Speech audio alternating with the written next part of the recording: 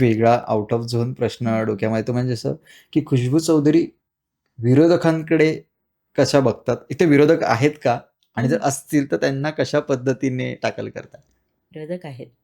पण म्हणजे जवळचे आहेत, म्हणजे हेल्दी विरोधक आहेत. म्हणजे असं काही माझ्यावर कधी कोणी टीका नाही केल्या आणि विक्रांत मी तशी वेळ पण येऊ नाही दिली, की टीका होईल.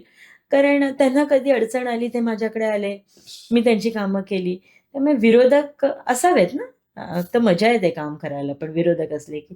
पण ते ना पर्सनल लेव्हलला जाऊन ज्या आता टीका होतायत सोशल मीडिया असेल हां, आणि गोष्टी असेल. तर माझ्यावर तर झाल्या नाहीत, पण मला असं वाटतं ते मला आवडत नाहीये. ते म्हणजे ते नाही हां, झालेलं म्हणजे कधी बरं. आपल्याला वाईट वाटतं ना, की एखादी महिला नेतृत्व असेल, मोठं हां. नाव असेल त्यांचं आणि त्यांची एखादी बातमी किंवा त्यांचं एखादं स्टेटमेंट जेव्हा व्हायरल होतं, हं. सो त्याच्या खाली जेव्हा कमेंट्स कमेंट्स, येतात कमेंट्स, लोकांच्या, कमेंट्स. सो तेव्हा कुठेतरी काय असं होतं आता वाटतं. कमेंट्स करणाऱ्यांना ना ते एक प्लॅटफॉर्म मिळालंय, की उगाचच फेमस व्हायला मिळतंय आणि तू बघितलं असशील विक्रांत निगेटिव्ह कमेंट्स मुद्दामून केले व्हायरल जातात, व्हायचं.